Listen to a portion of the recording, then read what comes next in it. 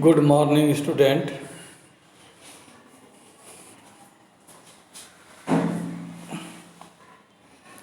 As we know, substances are of two types: pure substance and impure substance.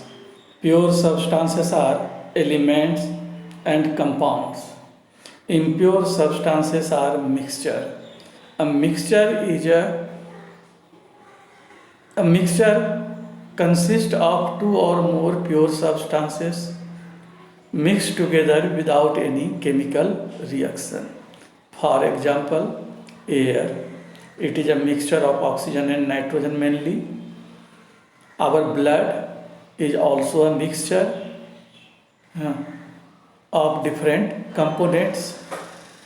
Drinking water is also a mixture. Brass, bronze, stainless steel, all they are mixture. In this chapter, we will focus on liquid solution and their properties. First, we will discuss what is solution, classification of solution, strength or concentration of solution, then vapor pressure and Raoult's law. Solution. A solution is a homogeneous mixture of two or more substances. For example, salt dissolved in water, sugar dissolved in water, etc. Classification of solution. First, what is binary solution?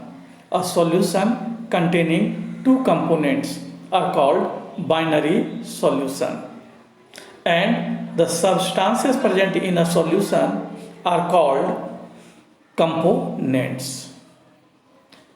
So, solution consists of two components, solvent and solute. The component that is present in larger quantity is called solvent. Solvent determine the physical state of the solution.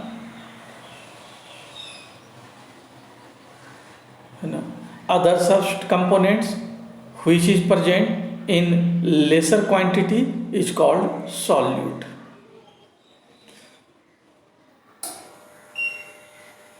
Component of a solution may be solid, may be liquid or gaseous. There are three types of solution: gaseous solution, liquid solution and solid solution. Gaseous solutions are those in which solvent is gas. There are three types. Number one, gas in gas, means when solute is gas, solvent is also gas. Example, air. It is a mixture of oxygen and nitrogen gas. Second, liquid in gas. Liquid is solute, gas is solvent. Example, chloroform mixed with nitrogen gas. Third is solid in gas. Example, camphor in nitrogen gas. Second, liquid solution. A solution in which solvent is liquid. Example, gas in liquid. First type, oxygen dissolved in water. Second, liquid in liquid, alcohol dissolved in water. Third is solid in liquid, glucose dissolved in water, common salt dissolved in water. Third type of solution is solid solution, in which solvent is solid. First example, gas in solid, in which gas is solute, solid is solvent. Example, solution of hydrogen in palladium. Second, liquid in solid, in which solute is liquid, solvent is solid. Amalgam of mercury with sodium. Third one, solid in solid, copper dissolved in gold, brass, bronze, etc., stainless steel, etc. Now, strength of the solution, that is concentration of the solution. The amount of solute dissolved per liter solution or per kg solvent is called concentration of that solution. There are various ways to explain concentration of a solution. Number one, mass percent. It represents mass of a component present in 100 gram of solution. Mathematically, mass percent of a component in a solution equal to mass of that component in the solution divided by total mass of the solution into 100. Second way is volume percent. It represents volume of a component in 100 milliliter of solution. Mathematically, volume percent of a component equal to volume of component by total volume of the solution into 100. Now, third way to express concentration, mass by volume percent. It represents mass of solute in gram present in 100 milliliter of solution. Mathematically, mass by volume percent equal to mass of solute in gram by volume of solution in milliliter into 100.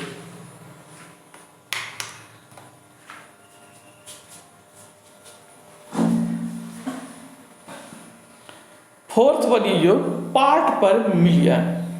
ppm equal to number of parts of the component by total number of all the components of the solution into 10 to the power 6. Concentration in ppm can be expressed as mass to mass, volume to volume and mass to volume. Next one is your mole fraction. It is denoted by X.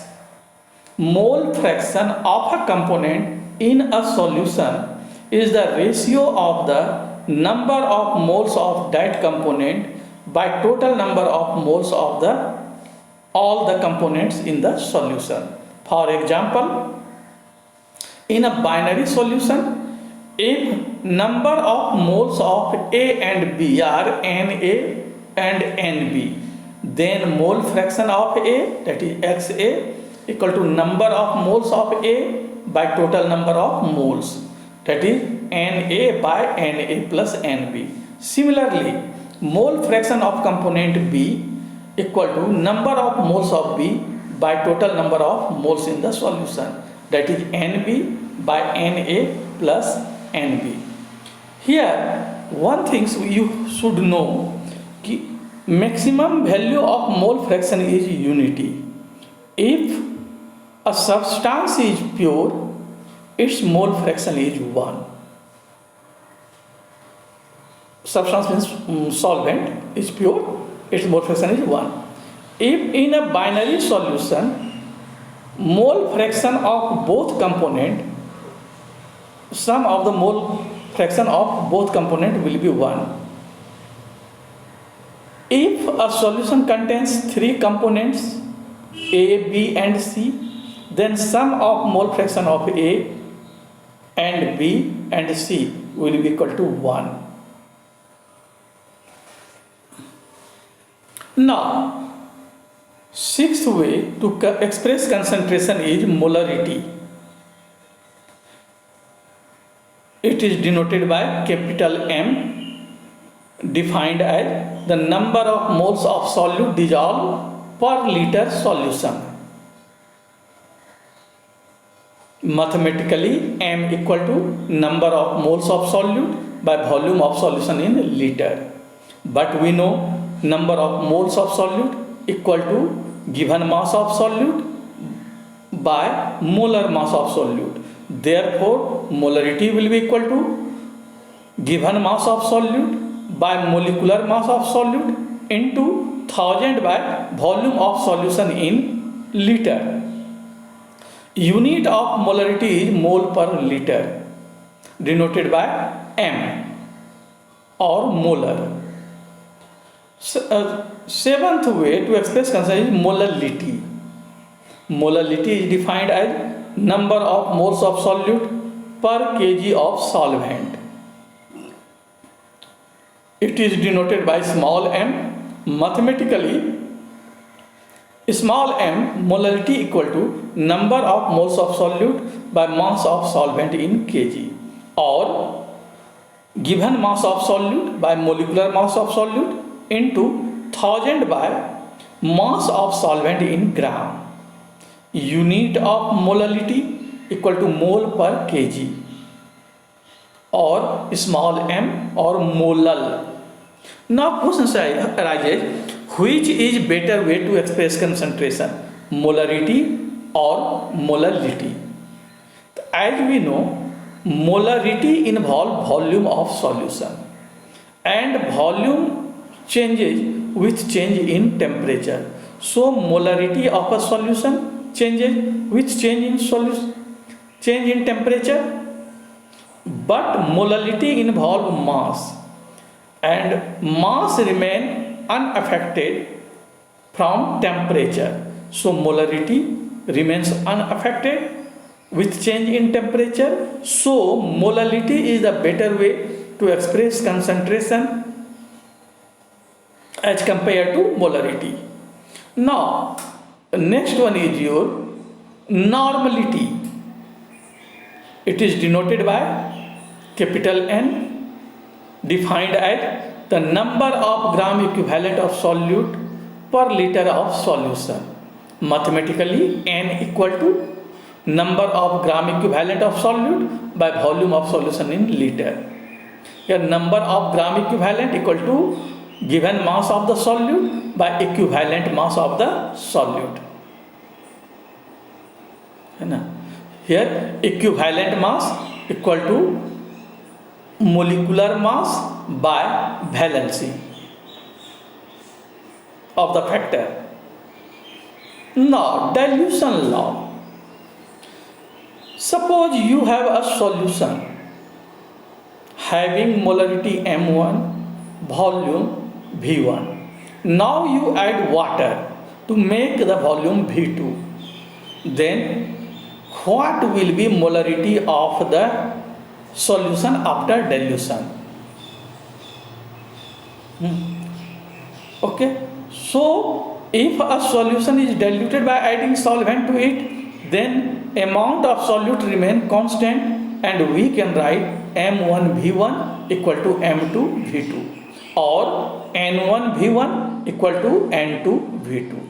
Now relation between molarity and normality. Molarity equal to Z into molarity, where Z is the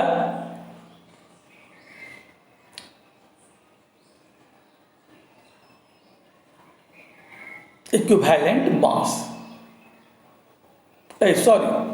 Molarity equal to Z into normality, है ना, molecular mass into normality, or normality equal to equivalent mass into molarity. Now we have to discuss Raoult's law. Before to discuss Raoult's law, it is necessary to know vapor pressure. It is defined as the pressure exerted by the vapor on the surface of the liquid when they are in dynamic equilibrium with each other.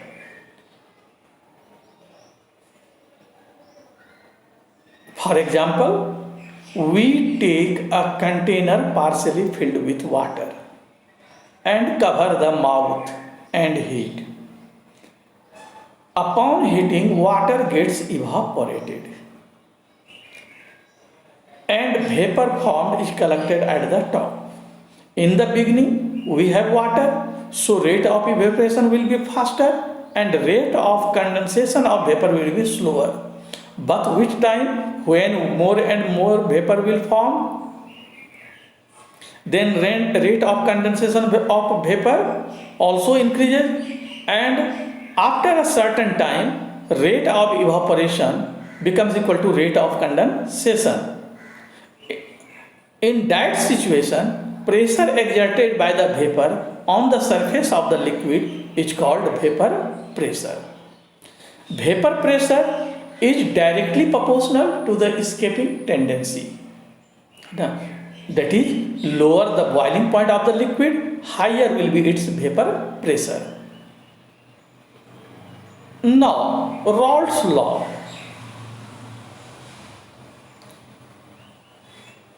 Raoult's law for a solution. It is general statement I am telling you. The vapor pressure of a component in a solution is directly proportional to its mole fraction. Let us consider a solution having volatile component A and B. Then vapor pressure of component A is directly proportional to its mole fraction, that is XA. PA directly proportional to XA, or PA equal to P naught A XA. Here P naught A is the vapor pressure of A when it is pure. Similarly, for the second component, vapor pressure, that is PB, directly proportional to XB, or PB equal to P naught B into XB. Here P naught B is the vapor pressure of B when it is pure. Now, another definition of Raoult's law: when both the component of a solution are volatile, then it states that total vapor pressure of the solution is the sum of the partial vapor pressure of each component in the solution.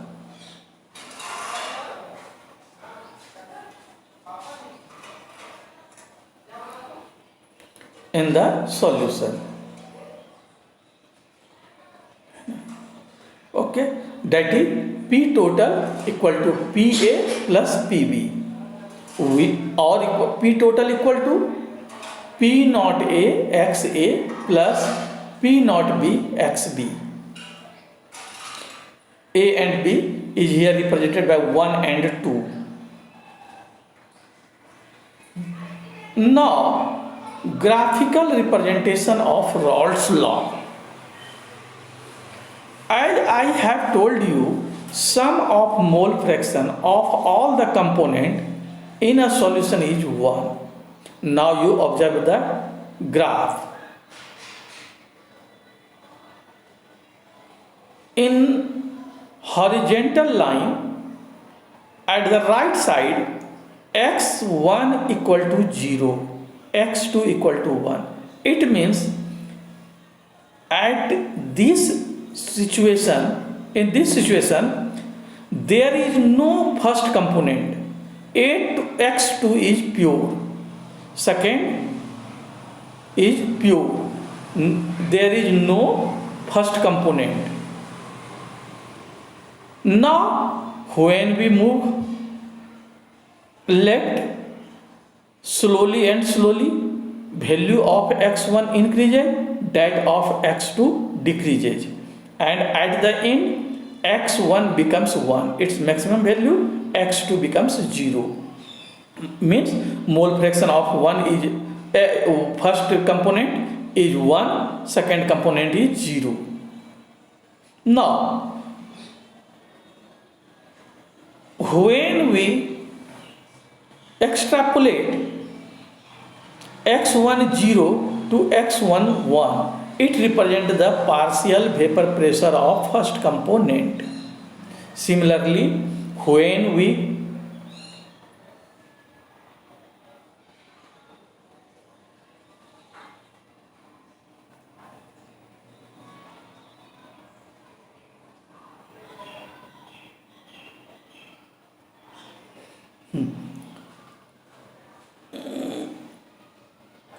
draw a line from x2 equal to 0 toward x2 equal to 1, we get the partial vapor pressure of second components.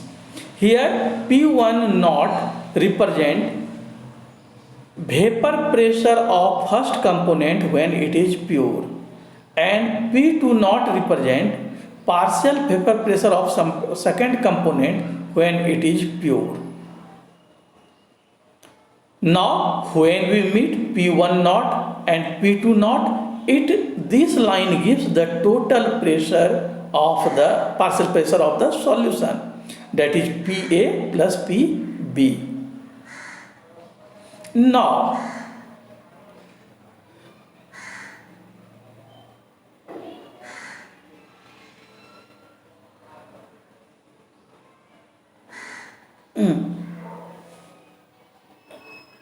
definition of Raoult's law: when solute is non-volatile. Solute is non-volatile.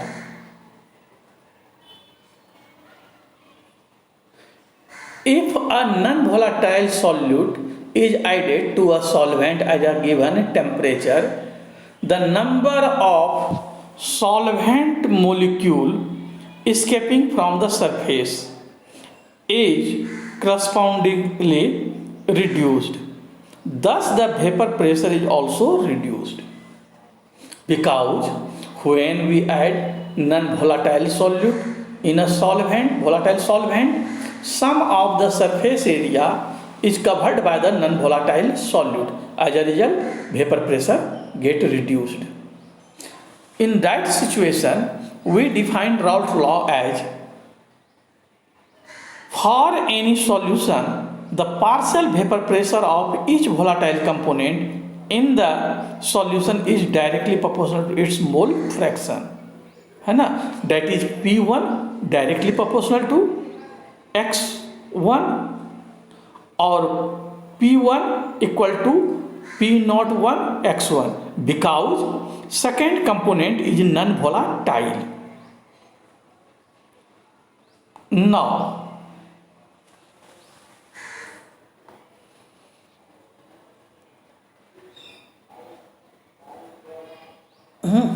that is first session.